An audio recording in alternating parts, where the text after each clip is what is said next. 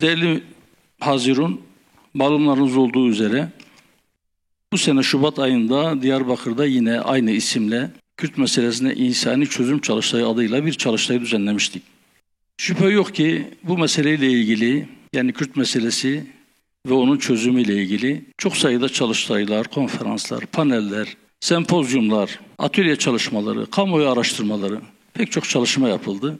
Bundan sonra da bu çalışmalar yapılmaya devam edilecek. Yapılan bu çalışmalarda bu meseleyle ilgili şu gök kubbe altında neredeyse söylenmeyen hiçbir şey kalmadı. Ama hala konuşuyoruz. Hala programlar yapıyoruz. Çalıştaylar tertip ediyoruz. Evet, konuşacağız. Konuşmaya devam edeceğiz çünkü meselemiz hala hallolmadı. Ve bu mesele halloluncaya kadar konuşmaya devam edeceğiz. Konuşmak zorundayız.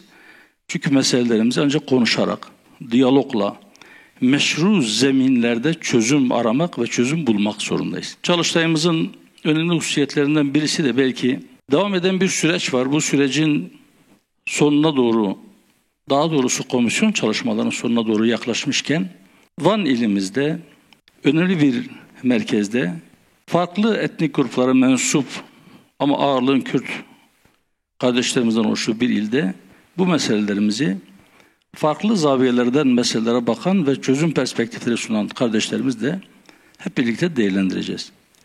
Herkes sözünü söylesin. Müslümanlar olarak bizim bir özelliğimiz de şu olmalı değil mi? Her sözü dinleyip en güzeline tabi olmak, en güzelini tatbik etmek. Evet, daha önce de bazı süreçler yaşandı ve maalesef o yaşanan süreçler istenen şekilde başarıyla sonuçlanmadığı için el-an içinde olduğumuz süreçle ilgili de bazı kaygılar, bazı endişeler, bazı şüpheler, acabalar var. Önceki süreçlerin başarısızlıkla sonuçlanmasının pek çok nedenlerin arasında belki en önemlilerinden bir tanesi şuydu ki bizim bir şiddet sorunumuz var ve bizim bu şiddet sorunu başlamadan önce 200 yılı bulan bir Kürt meselemiz var. Biz bazen bu iki meseleyi birbirine karıştırdık. Hatta çoğunlukla karıştırdık. Devlet ve devlet yetkilileri çok defa devlet aklı Kürt meselesini bir şiddet sorununa, bir asayiş sorununa indirgedi ve buna ancak silahla mukabele edeceğini ve şiddeti silahla bastıracağını düşündü ve bugüne kadar geldik. Fakat sorun sadece bir asayiş sorunu değildi. Evet, elbette bizim böyle bir sorunumuz var ama neticede Kürt kardeşlerimizin bir hak talebi, hukuku olmadığı için tahakkuk edemeyen bir kardeşlik meselesi olarak kardeşlerinden istedikleri şeylerin karşılanmaması gibi bir meseleleri, bir sorunları vardı. Meşru talepleriyle gayrimeşru yöntemlerin birbirine karıştırılması sorunu bir anlamda çözümsüzlüğe mahkum etti. Bugüne geldik. Önceki hatalardan ders çıkarılmış olduğunu temenni ediyorum. Yapılan açıklamalar bu konuda bizi ümitlendiriyor.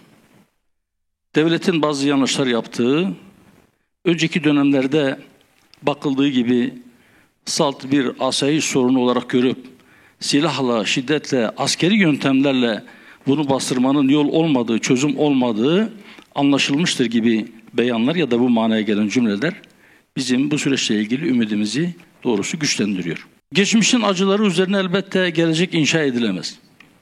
Fakat geçmişte yapılan hataların tekrar edilmemesi için o hataların ne olduğu konusunda mutlaka tespit ve teşhislerimizi doğru yapmak, yapılan yanlışları iyi tahlil etmek ve buna göre nasıl bir çözüm arayacağımızı ortaya koyup tedaviyi ona göre yapmamız gerekir.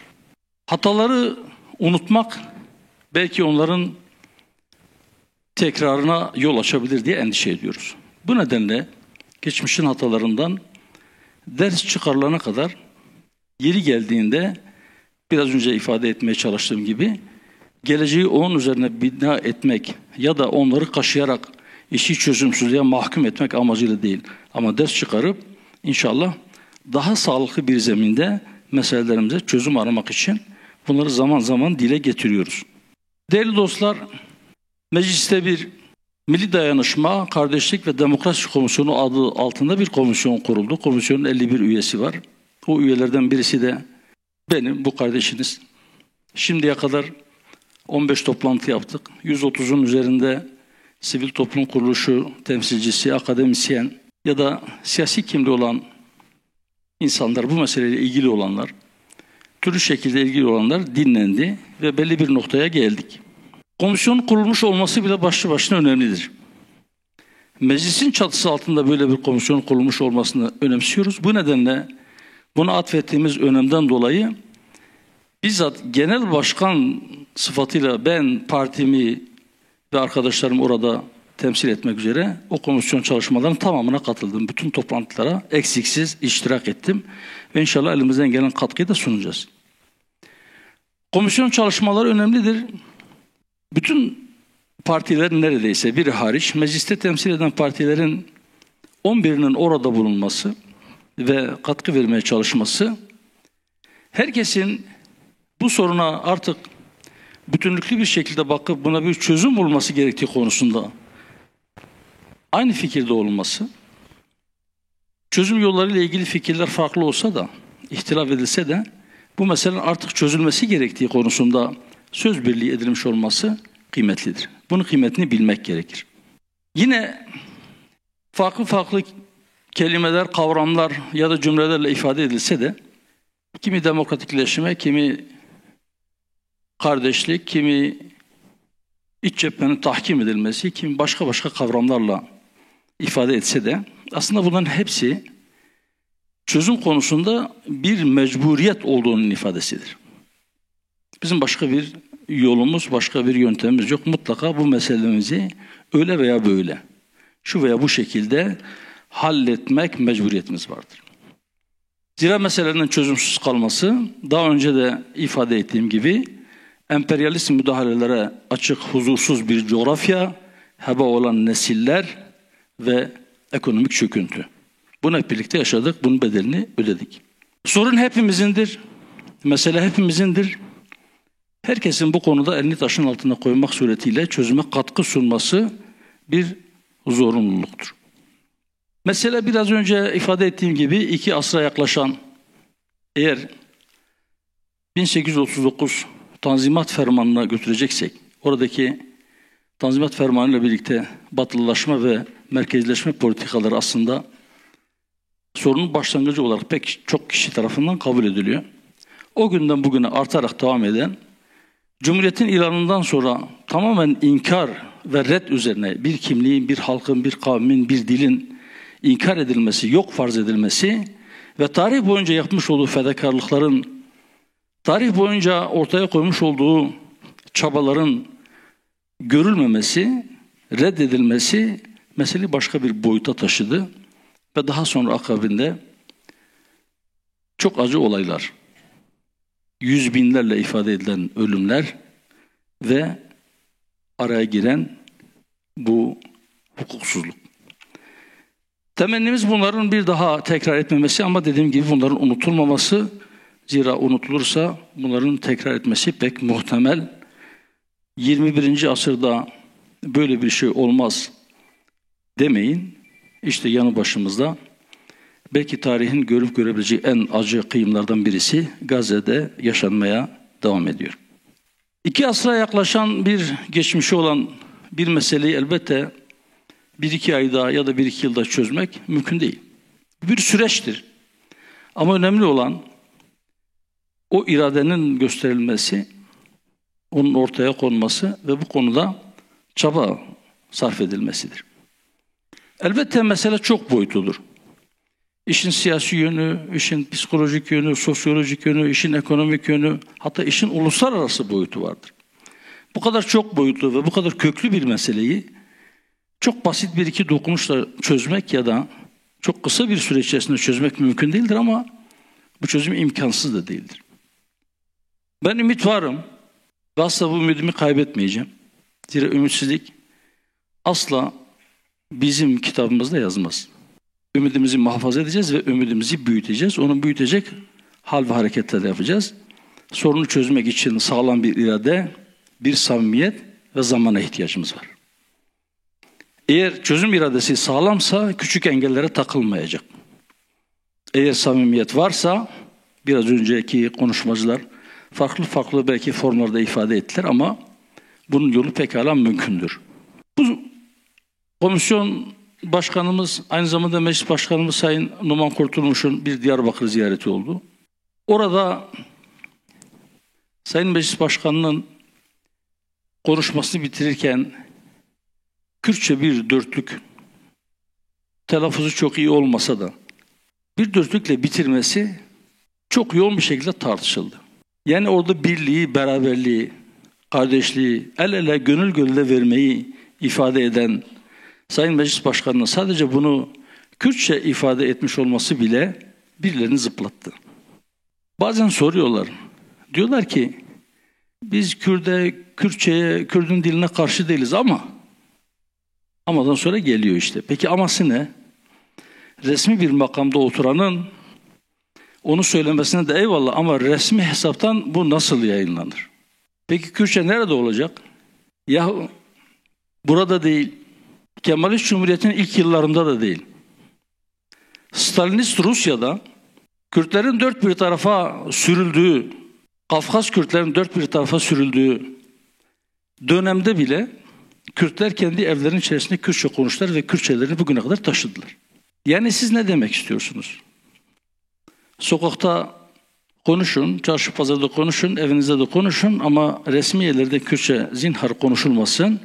Sonra da çıkın deyin ki ya Kürt'ün neyi eksik? Ya da hele söyle bakalım benim Kürt kardeşim ne istiyorsun? Bir dakika kardeşim, ben bir Kürt olarak neden isteyen pozisyonundayım? Niye istiyorum ki? Sen de bana, sen benden ne istiyorsun? Benim dilimden ne istiyorsun? Benim tarihimden ne istiyorsun? Neden beni bugüne kadar yok farz ettin? Bir ara bir televizyon programında sordular. Kürtler ne istiyor? Ben de dedim ki Allah Kürt'e ne hakkı vermişse onu istiyorum. Eğer Kürt Allah'ın verdiği haklardan bir kelime, bir gram fazlasını istiyorsa haksızlık ediyor. Ama Allah'ın verdiği hakkı sen de vermiyorsan, gasp ediyorsan sen zulmediyorsun. Meselenin çözümü basittir demiştik ya. Biraz önce hocam da bahsetti. Eğer gerçekten biz Rabbimizi kendimizden razı etmeyi gerçek manada istiyorsak, onu razı edecek bir çözüme biz de razı olursak, şunu asla aklımızdan çıkarmamamız lazım. Allah bizden adaletli olmamızı istiyor. Mutlak surette hem de. Ve bunu hocalarımız her cuma, her camide minberden inmeden önce okudukları ayetle bize hatırlatıyorlar. Allah mutlak surette sizden adaleti, iyiliği ve akraba yardım etmenizi size emreder. Bu kesin bir emirdir. Eğer biz adaletten ayrılmamayı hedef olarak belirlersek ve Allah Resulü Aleyhisselatü Vesselam Efendimizin bize çizdiği perspektifle meseleye bakıp kendimize istediğimizi kardeşimiz için de istesek ya da bize yapılmasını istemediğimiz bir hareketi başkasına yapmayı kerih görürsek, yapmazsak bu meseleyi çözebiliriz. İnşallah ben bu sefer çözüme biraz daha yakın olduğumuzu düşünüyorum. Öyle ümit ediyorum. Geçenlerde basına yansıdı. Altan Bey'in bir açıklaması işte önceki çözüm süreci Suriye'ye kurban edildiği mealinde bir şeyler söyledi. Şimdi yine mesele birbirleri bağlantılı. Fakat bizim şunu unutmamamız lazım. Meselelerimiz çok boyutludur dedim, evet. Fakat bizim şunu da iyi değerlendirmemiz lazım. Eğer biz meseleyi ya bütün yönleriyle bir anda çözeceğiz ya da hiçbir şeye razı gelmeyiz pozisyona gelirsek kendi işimizi zorlaştırırız. Eğer bir sorunun parçalara ayrılması şeklinde çözümü mümkünse parça parça bunu ele alıp çözmek akıllıca olandır ve çözüme daha kolay götürür inşallah. Dediğim gibi bizim bir sorunumuz var, şiddet sorunu, bir de meselemiz var, 200 yılı bulan bir mesele. Bu ikisini birbirine karıştırmamak ve şunu da asla yapmamak lazım. İbrahim Bey dikkat çekti bu meseleye bir miktar. Siz eğer elinde silahla sorunu ben şiddet yöntemiyle çözeceğim veya sorunu duyuracağım diyen insanlarla bütün bir milletin, bütün bir Kürt kavminin meselelerini oturup konuşacağım derseniz siz başta birinci düğmeyi yanlış iliklemiş olursunuz. Bunu yapmaya hakkınız yoktur. Zira çok defa komisyon başkanı Sayın Kurtulmuş'un ifade ettiği gibi Kürt'ün gururu, Türk'ün onuru altın orandır, bunu korumak gerekir. Siz PKK'nın elindeki silahtan en büyük zararı görmüş olan Kürt milletine işte bu sizin temsilcinizdir ve sizin hakkınızı, hukukunuzu onlarla pazarlık müzakere edeceğiz derseniz siz Kürt'ün onurunu da gururunu da çiğnemiş olursunuz, kırmış olursunuz. Buna dikkat edin diyoruz. Mesele salt bir kimlik meselesi mi yoksa hak hukuk meselesi mi? Tarih boyunca pek çok anlaşmazlıklar yaşanmış. Bu anlaşmazlıkların bir kısmı çatışmalar şeklinde sonuçlanmış. Çatışmalara yol açmış. Ve hiçbir çatışma sürekli olmamıştır. Bu çatışmaların sebebi fikri ayrılıklarsa, ideolojiyse ya da başka bir şeyse bunun bir şekilde bir orta yolunu bulunması mümkündür.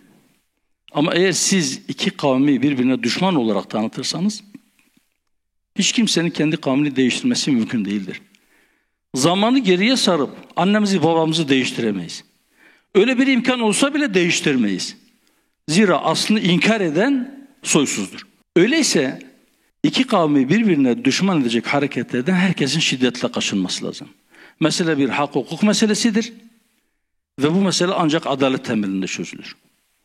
Adalet bize hem Allah'ın emridir hem İslam'ın gereğidir. Ama aynı zamanda biraz önce muhterem hocamın dediği gibi insani erdemlerin belki en başta gelenidir. Biz adil bir çözümün bulunacağına dair inancımızı muhafaza ediyoruz. Bunu inşallah muhafaza etmeye devam edeceğiz. Ve biz diyoruz ki bu sefer başaracağız inşallah. Başarmak zorundayız. Bunun için elimizden geleni yapıyoruz. Bundan sonra da yapmaya devam edeceğiz. Adil bir çözüme kısa bir zamanda ulaşmayı, dünya gözüyle görmeyi Rabbimizden niyaz ediyoruz.